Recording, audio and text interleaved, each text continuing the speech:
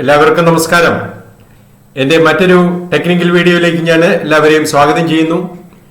എൻ്റെ പേര് ജെയിംസ് കുട്ടി തോമസ്, റിട്ടയേർഡ് ഇലക്ട്രിക്കൽ ഇൻസ്പെക്ടറാണ്.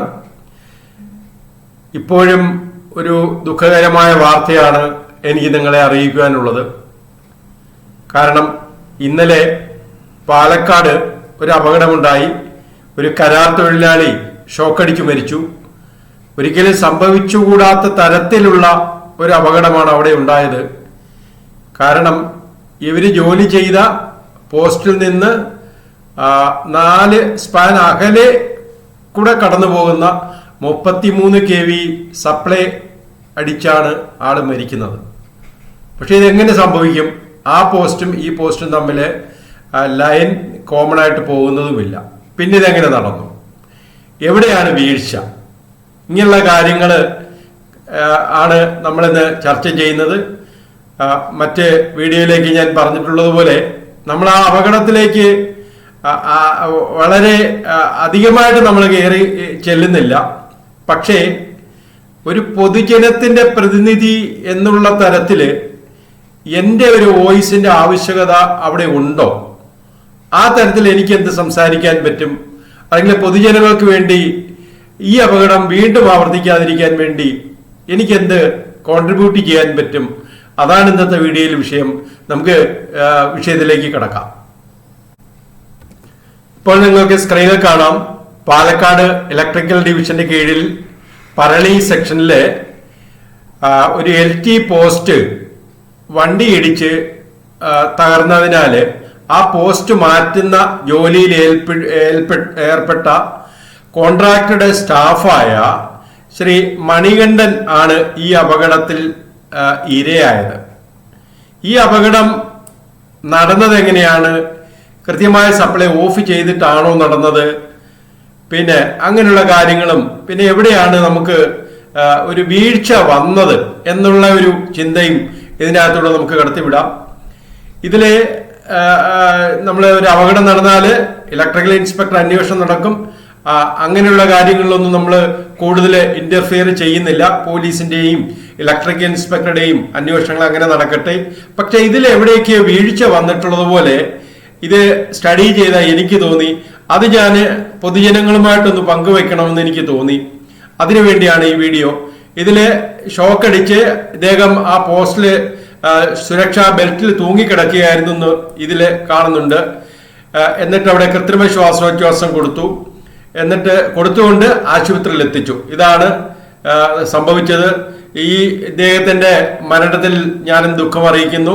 ആ കുടുംബത്തിനോടൊപ്പം ആ കാര്യത്തിൽ ചേരുന്നു. ഇവിടെ നമ്മൾ പരിശോധിച്ചാല് 4 സ്പാൻ അകലെയുള്ള പോസ്റ്റിലാണ് ഈ 33 kV പോകുന്നത്.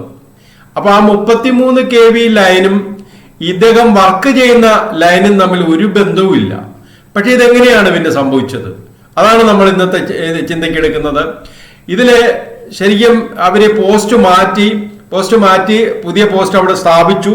എന്നിട്ട് അതിൻ്റെ അകത്ത് വർക്ക് ചെയ്തുകൊണ്ടിരിക്കുമ്പോഴാണ് ഇദ്ദേഹത്തിന് ഷോക്ക് അടിക്കുന്നത്. അതായത് ലൈൻ റീപ്ലേസ് ചെയ്യുകയായിരുന്നു.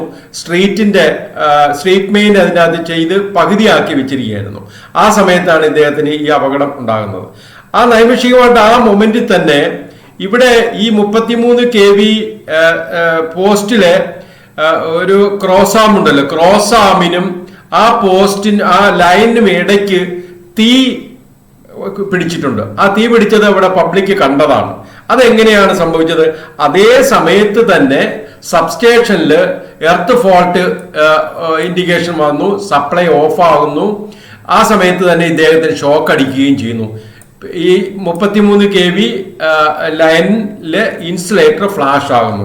ഈ സംഭവങ്ങളെല്ലാം കൂടി ഒരുമിച്ചാണ് അവിടെ നടക്കുന്നത്. ഇതെങ്ങനെ സാധ്യതയാണ്?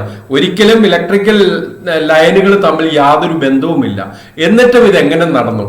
അതാണ് നമ്മൾ ചിന്തിക്കേണ്ടത്. പക്ഷെ ഇവിടെ കോമൺ ആയിട്ട് അവിടെ ഉണ്ടായിരുന്ന ഒരു വസ്തുത എന്ന് പറഞ്ഞാല് cable TV line including K-FON, അതായത് KSEBയുടെ ഇന്റർനെറ്റ് സർവീസിന് വേണ്ടിയുള്ള കേബിൾ TV സർവീസിന് വേണ്ടിയുള്ള ലൈനാണ് K-ഫോൺ. ആ K-ഫോണും മറ്റ് ചില പ്രൈവറ്റ് കേബിൾ ടിവികളുടെയും വയറുകൾ ഇത് തമ്മിൽ കണക്ട് ചെയ്തിട്ടുണ്ട്.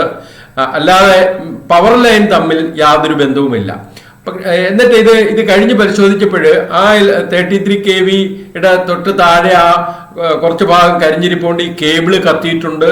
അപ്പൊ ഇത് ആ സപ്ലൈ ഇവിടെ വരാനുള്ള ഒരു സാധ്യത എന്താണ്? ഇത് ഒപ്റ്റിക്കൽ ഫൈബർ കമ്മ്യൂണിക്കേഷനാണ്. ഒരിക്കലും അവിടെ ഇലക്ട്രിക്കൽ സിഗ്നൽ അവിടെ ഈ കേബിളിന്റെ അകത്തുകൂടെ പോകത്തില്ല, കാരണം അത് ഒപ്റ്റിക്കൽ ഫൈബറാ. പിന്നെ ഇതെങ്ങനെയാണ് ഇലക്ട്രിക്കൽ ബന്ധം വരുന്നത്? ഇതിനൊരു സപ്പോർട്ടിംഗ് വയറുണ്ട്, GI ഗാൽവനൈസ്ഡ് ലൈനിന്റെ, കാരണം കുറച്ച് സ്ട്രെങ്ത് വേണമല്ലോ. അപ്പോൾ അത് അവിടെ ഉണ്ടായിരിക്കണം. കാരണം ഇത് അവിടെ ഉള്ളവർ പരിശോധിക്കട്ടെ, പോലീസൊക്കെ ഇതിനകത്ത് തെളിവ് എടുത്തു കാണും. അപ്പൊ ഇത് തമ്മിലൊരു കണ്ടക്ടിവിറ്റിക്ക് ഈ സപ്പോർട്ടിംഗ് വയർ വഴി ബന്ധമുണ്ട്. ഇതിൽ 2-3 കേബിൾ TV വരുന്നതുകൊണ്ട് ഏതെങ്കിലും ഒരെണ്ണത്തിൽ അങ്ങനെ ഒരു സാധ്യത അതിൻ്റെ അകത്തുണ്ട്, അല്ലാതെ ഇത് തമ്മിൽ യാതൊരു ബന്ധവുമില്ല. അപ്പൊ ആ ഗൈവയർ വഴി ഈ ഇദ്ദേഹത്തിന് മണികണ്ഠന് ആ ലൈനിൽ വർക്ക് ചെയ്തുകൊണ്ടിരിക്കുമ്പം എവിടുന്നോ ബന്ധം വരുന്നു, അല്ലെങ്കിൽ ഈ വന്ന വയർ കേബിൾ TVയുടെ ഗൈവയർ ഇദ്ദേഹം കണക്ട് ചെയ്യുന്ന സ്ട്രീറ്റ് മെയിനോ അല്ലെങ്കിൽ വേറൊരു ലൈനോ ആയിട്ടോ ബന്ധം വന്നു. ആ ബന്ധം വന്നത് വഴിയാണ് ഇദ്ദേഹത്തിന് 33 kV സപ്ലൈയിൽ നിന്നും ഷോക്ക് അടിക്കുകയും ഉടൻ അവിടെ സേഫ്റ്റി ബെൽറ്റിൽ തൂങ്ങിക്കിടക്കുകയും ആൾക്കാർ താഴെ ഇറക്കി CPR കൊടുത്തുകൊണ്ട് ആശുപത്രിയിൽ എത്തിക്കുകയും മരണപ്പെടുകയും സംഭവിച്ചത്. നമ്മൾ ഒന്നും കൂടെ ഈ കാര്യങ്ങളെ പറ്റി ഒന്ന് ചിന്തിക്കാം. ഇതിലെ ഈ 33 kV പോസ്റ്റില് ഒരു ഫ്ലാഷ് ഉണ്ടായി എന്ന് നമ്മൾ പറഞ്ഞു. ഈ ഫ്ലാഷ് ഉണ്ടായിട്ട് അത് പ്രോപ്പറായിട്ട് ആ പോസ്റ്റ്, ഇത് എ ടൈപ്പ് പോസ്റ്റാണ്. അപ്പൊ അത് സാധാരണ ഞാൻ മനസ്സിലാക്കുന്നത് മെറ്റൽ പോസ്റ്റ് ആയിരിക്കും. ആ മെറ്റൽ പോസ്റ്റ് നിയമപരമായ തരത്തിൽ അത് എർത്ത് ചെയ്തിരുന്നോ അത് നമ്മൾ പരിശോധിക്കണം. കാരണം ഇതിൻ്റെയൊക്കെ ഒരു പ്രൊസീജിയർ ഉണ്ട്. ആ പ്രൊസീജിയർ അനുസരിച്ച് ഇത് എർത്ത് ചെയ്തിട്ടുണ്ടോ? ഇൻ കേസിൽ ഇങ്ങനെ ഒരു ഫ്ലാഷ് നടന്നു കഴിഞ്ഞാൽ അത് ഭൂമിയിലേക്ക് അതുവഴി തന്നെ പോകാൻ ഒരു വകുപ്പുള്ളതാണ്. പിന്നെ അതിൽ ഈ പോസ്റ്റ് 33 kV എ പോസ്റ്റില് കേബിൾ TV കണക്ട് ചെയ്യുമോ? എനിക്കതിൽ ഡൗട്ടുണ്ട്. അഥവാ കേബിൾ TV അവിടെ കണക്ട് ചെയ്യണമെങ്കിലും ഇതിന് ഇലക്ട്രിക്കൽ ഇൻസ്പെക്ടറുടെ പെർമിഷൻ വേണം. കാരണം ഓരോ പോസ്റ്റിനും ഇത്ര രൂപ എന്നുള്ള തരത്തിൽ KSEBക്കും ഗവൺമെന്റിലേക്ക് അവർ ഫീസ് അടയ്ക്കുന്നുണ്ട്. ഇലക്ട്രിക്കൽ ഇൻസ്പെക്ടറേറ്റ് വഴി ഗവൺമെന്റിലേക്ക് ഫീസ് അടയ്ക്കുന്നുണ്ട്. അങ്ങനെ നിയമപരമായ ഇതിന് പെർമിഷൻ വാങ്ങിച്ച കേബിൾ TV ആണോ അത് നമ്മൾ പരിശോധിക്കണം. അപ്പോൾ ഒന്ന്, ഇതിൻ്റെ അകത്ത് പ്രോപ്പർ എർത്തിങ്, ഈ 33 kVക്ക് പ്രോപ്പർ എർത്തിങ് ഉണ്ടായിരുന്നോ? രണ്ടാമത്, ഈ വർക്ക് കൊടുത്ത കോൺട്രാക്ടർ ഇലക്ട്രിക്കൽ കോൺട്രാക്ടർ ആണോ? അതായത് കേരള ഗവൺമെന്റിന്റെ ഇലക്ട്രിക്കൽ ലൈസൻസ് എടുത്ത കോൺട്രാക്ടർക്കാണോ ഈ വർക്ക് കൊടുത്തത്? കാരണം ഇത് പരിശോധിക്കുമ്പോൾ regulation 29 measures relating to safety and electric supply central electricity അതോറിറ്റിയുടെ 2010 ഇറങ്ങിയ റെഗുലേഷന്റെ 29 കൃത്യമായിട്ട് പറയുന്നുണ്ട്, ഇലക്ട്രിക്കൽ റിലേറ്റഡ് ആയിട്ടുള്ള വർക്ക് കൊടുക്കുന്നത് എപ്പോഴും ലൈസൻസ് ഉള്ളവർക്കായിരിക്കണം. കേരള ഗവൺമെന്റിന്റെ ലൈസൻസ് ഉള്ളവർക്കായിരിക്കണം. കേരള ഗവൺമെന്റ് എന്ന് പറഞ്ഞാൽ ഉദ്ദേശിക്കുന്നത് അതിന്റെ ബന്ധപ്പെട്ട ഡിപ്പാർട്ട്മെന്റ് എന്ന് പറഞ്ഞാൽ കേരള സ്റ്റേറ്റ് ഇലക്ട്രിസിറ്റി ലൈസൻസിങ് ബോർഡാണ്. അവരുടെ ലൈസൻസ് ഇവരെടുത്തിട്ടുണ്ടോ? പക്ഷേ പലപ്പോഴും KSEBയിലെ കോൺട്രാക്ട് വർക്കുകൾ കൊടുക്കുന്നത് അവരുടെ സോഫ്റ്റ്വെയറിൽ രജിസ്റ്റർ ചെയ്ത ആൾക്കാർക്ക് മാത്രമാണ്. അത് ലൈസൻസ് ഉള്ളവരാകണമെന്നൊന്നുമില്ല. അവർ വേറെ ഏതോ ഒരു ക്രൈറ്റീരിയ വെച്ചിട്ടാണ് അത് ചെയ്യുന്നത്. എൻ്റെ ഔദ്യോഗിക ജീവിതത്തിൽ എനിക്ക് ഇതുപോലൊരു അനുഭവം വന്നതാണ്. അപ്പോൾ ഞാൻ കൺസേൺഡ് AE ചോദ്യം ചെയ്തപ്പോഴേ പറഞ്ഞത് അവരുടെ സോഫ്റ്റ്വെയറിലുള്ളവർക്ക് ഈ വർക്ക് കൊടുക്കാൻ പറ്റുള്ളൂ എന്നാണ്. അത് പരിശോധിക്കണം, ഗവൺമെന്റ് അത് പരിശോധിക്കണം. കാരണം പൊതുജനത്തിൽ നിന്ന് നമുക്ക് ഒരു വ്യക്തിക്ക് ഒരു അപകടം ഉണ്ടാകാൻ അത് കാരണമാകുകയാണ്. അപ്പൊ അതിനുള്ള പരിഹാരം ഇതിനകത്ത് അന്വേഷിക്കണം. അതായത് ഈ കേരള ഗവൺമെന്റിന്റെ നിയമപരമായ ലൈസൻസ് ഉള്ളവരാണോ ഈ വർക്ക് ചെയ്തത് എന്ന് പരിശോധിക്കണം. പിന്നെ നമ്മൾ ഈ ഇതില് KSEBയുടെ നേരത്തെ ഉണ്ടായിരുന്ന ഒരു സേഫ്റ്റി കമ്മീഷണർ കൃത്യമായിട്ട് അടിച്ചിറക്കിയ ഒരു ഓർഡറുണ്ട്. ഈ ഏത് പോസ്റ്റിൽ വർക്ക് ചെയ്യണമെങ്കിലും അതിന്റെ 2 വശവും എർത്ത് ചെയ്യണം. അതിന് ഇക്വപൊട്ടൻഷ്യൽ ബോണ്ടിങ് എന്നാണ് പറയുന്നത്. ഞാൻ ഈ പടത്തിൽ കാണിച്ചിട്ടുണ്ട്. ഈ 2 സൈഡും എർത്ത് ചെയ്തിട്ടുണ്ടോ? എർത്ത് ചെയ്ത് പ്രോപ്പറായിട്ട് ഇത് ചെയ്യണം. അപ്പൊ ആ സമയത്ത് ഇത് ചെയ്തിട്ടില്ല, ഒരു വശം മാത്രമേ ചെയ്തിട്ടുള്ളൂ എന്നാണ് എൻ്റെ അന്വേഷണത്തിൽ എനിക്ക് മനസ്സിലായത്. അത് ശരിയാണോ? ഈ 2 വശവും എർത്ത് ചെയ്യേണ്ടതല്ലേ? പക്ഷേ ഇവിടെ വരുന്ന വീഴ്ച എന്ന് പറഞ്ഞാല് ഈ എർത്ത് ചെയ്യണോ വേണ്ടയോ എന്ന് തീരുമാനിക്കുന്നത് KSEBയിലെ ബന്ധപ്പെട്ട ടെക്നിക്കൽ ഉദ്യോഗസ്ഥന്മാരാണ് തീരുമാനിക്കേണ്ടത്. പക്ഷേ ഇവിടെ അത് അവര് തന്നെയാണോ തീരുമാനിച്ചത്, അതോ ഈ ബന്ധപ്പെട്ട ഇലക്ട്രിക്കൽ എന്ന് പറയാൻ പറ്റില്ല, ഈ ബന്ധപ്പെട്ട കരാറുകാരനാണോ ഇത് തീരുമാനിക്കുന്നത്? ഞാൻ പറഞ്ഞതിന്റെ ഉള്ളടക്കം ഇതാണ്. അവര് ഒരു സൈഡിലെ എർത്ത് ചെയ്തിട്ടുള്ളൂ, അത് കൺസേൺഡ് KSEBയുടെ ഔദ്യോഗികമായിട്ടുള്ള സൂപ്പർവൈസറി ടെക്നിക്കൽ ഓഫീസറാണ് തീരുമാനിക്കേണ്ടത്, രണ്ടു വശവും എർത്ത് ചെയ്യേണ്ടത്. അവര് പറഞ്ഞത് ഇവര് കേൾക്കാത്തതാണോ, അത് അന്വേഷിക്കണം. കാരണം ഒരു സൈഡിലേ അവർ എർത്ത് ചെയ്തിട്ടുള്ളൂ, രണ്ട് സൈഡും എർത്ത് ചെയ്തില്ല. അതെന്തുകൊണ്ട്? ആ ഇക്വ പൊട്ടൻഷ്യൽ ബോണ്ട് എന്തുകൊണ്ട് അവർ നടപ്പാക്കിയില്ല, രണ്ട് സൈഡേ എർത്ത് ചെയ്തില്ല? രണ്ടാമത്, നേരത്തെ ഞാൻ പറഞ്ഞതാണ്, ഈ 33 kV ലൈനില് പോസ്റ്റില് ഈ കേബിൾ TV വന്നത് നിയമപരമായി ഇലക്ട്രിക്കൽ ഇൻസ്പെക്ടറുടെ അനുവാദം വാങ്ങിച്ചിട്ടാണോ? പിന്നീട് മറ്റൊരു കാര്യം, ഈ 33 kV പോസ്റ്റില് ഇൻസുലേഷൻ ഫ്ലാഷ് ആയി എന്ന് പറയുന്നു. അതിൽ കൃത്യമായിട്ട് ഉള്ള പരിപാലനം, മെയിൻ്റനൻസ് നടത്താറുണ്ടോ? KSEBക്ക് അതിന്റെ ഷെഡ്യൂളായിട്ട് അവരുടെ രേഖകൾ പരിശോധിച്ചിട്ട് അതിന് കൃത്യമായ മെയിൻ്റനൻസ് നടത്തിയിട്ടുണ്ടോ എന്ന് നമ്മൾ പരിശോധിക്കണം. കാരണം ഇവിടെ അതൊരു വീഴ്ചയാണെങ്കിൽ ഈ അപകടത്തിന് കാരണം അതുമാകാം, അല്ലെ? പിന്നെ ഈ അപകടം നടക്കുന്ന സമയത്ത് ഇവർ കരാറുകാരാണെന്ന് പറഞ്ഞു.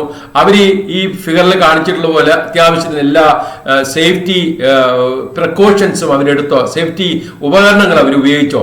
അതായത് സേഫ്റ്റി ബെൽറ്റ് ഉപയോഗിച്ചെന്ന് ആ അപകടത്തിന്റെ റിപ്പോർട്ടിൽ തന്നെ കിടപ്പുണ്ട്. സേഫ്റ്റി ബെൽറ്റ്, ഗ്ലൗസ്, ഷൂസ്, ഇങ്ങനെയുള്ള കാര്യങ്ങളെല്ലാം, ഹെൽമെറ്റ്, ഇതെല്ലാം ഇവർ ഉപയോഗിച്ചോ എന്നുള്ള കാര്യത്തിൽ പരിശോധിക്കണം.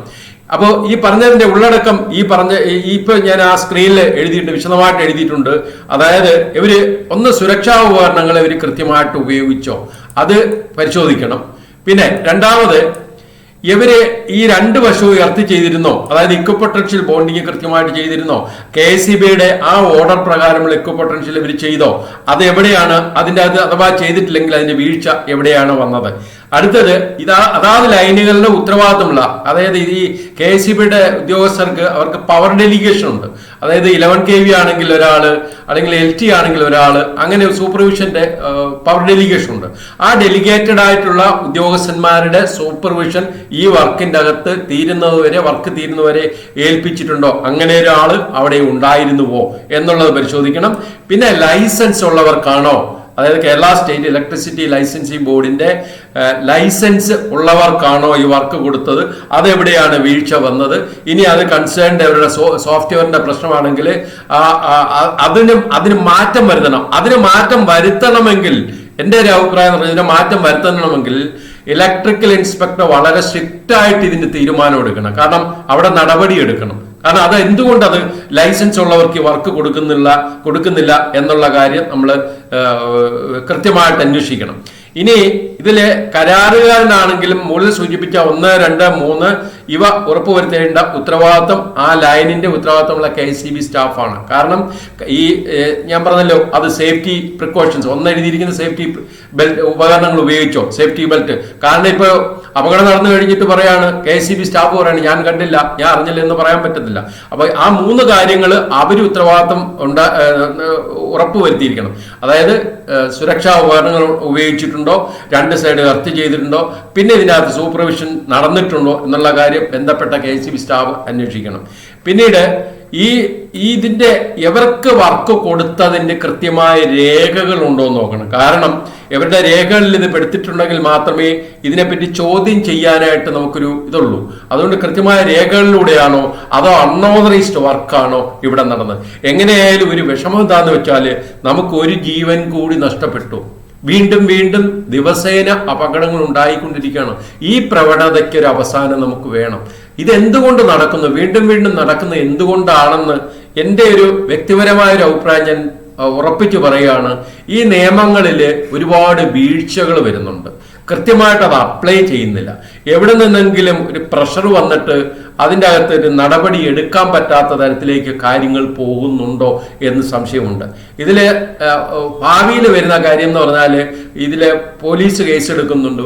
പോലീസ് ഇത് കോടതിയിലേക്ക് റിപ്പോർട്ട് കൊടുക്കുന്നത് ഇലക്ട്രിക്കൽ ഇൻസ്പെക്ടർ അന്വേഷണ റിപ്പോർട്ടും കൂടെ പരിശോധിച്ചിട്ട് അതിൻ്റെയും കൂടെ പകർപ്പ് വെച്ചാണ്. അപ്പോൾ ആ പകർപ്പ് വെച്ചുകൊണ്ട് തന്നെ ചിലപ്പോഴും ഇവര് പലരെ അറസ്റ്റ് ചെയ്യുന്ന തരത്തിലേക്ക് കാര്യങ്ങൾ പോകാറുണ്ട്. അപ്പോൾ അങ്ങനെയൊക്കെയാണ് ഇതിന്റെ നടപടിക്രമങ്ങൾ. അപ്പൊ ഞാൻ കൂടുതൽ സംസാരിക്കുന്നില്ല. ഇത് വളരെ ദയനീയമായ ഒരു അപകടമാണ്. ഈ ഒരു വിവരം ഒരു ഇലക്ട്രിക്കൽ സേഫ്റ്റി ഉദ്ദേശത്തിന് വേണ്ടി അല്ലെങ്കിൽ വീണ്ടും ഈ അപകടങ്ങൾ നടക്കാതിരിക്കാൻ വേണ്ടി കൂടുതൽ പേരിലേക്ക് ഈ സന്ദേശം എത്തട്ടെ. നിങ്ങളതിന് സഹകരിക്കുക, കൂടുതൽ പേർക്കായിട്ട് ഇത് ഷെയർ ചെയ്യുക. ഒപ്പം എൻ്റെ യൂട്യൂബ് ചാനൽ സബ്സ്ക്രൈബ് ചെയ്ത് ബെൽ ബട്ടൺ അമർത്തുക. കാരണം വീണ്ടും വീണ്ടും ഇതുപോലെ ഞാൻ ഇൻഫർമേഷൻസ് ഇറക്കുന്നുണ്ട്. എപ്പോഴും നമുക്ക് വാട്സപ്പ് വഴിയൊന്നും ആൾക്കാരെ അറിയിക്കാൻ പറ്റിയെന്ന് വരത്തില്ല. അപ്പോൾ നിങ്ങൾക്ക് കൃത്യമായിട്ട് യൂട്യൂബിൽ നിന്ന് തന്നെ ഇൻഫർമേഷൻ വരും. അപ്പോൾ അതും നിങ്ങൾ ബെല്ലൈക്കൺ അമർത്തി ഹെൽപ്പ് ചെയ്യുക. അപ്പോൾ വീണ്ടും നമുക്ക് മറ്റൊരു വീഡിയോയുമായിട്ട് ഉടനെ തന്നെ കാണാം. എല്ലാവർക്കും നന്ദി. ഈ വീഡിയോ ക്ഷമയോടെ കണ്ടതിൽ താങ്ക് യു. വീണ്ടും കാണാം.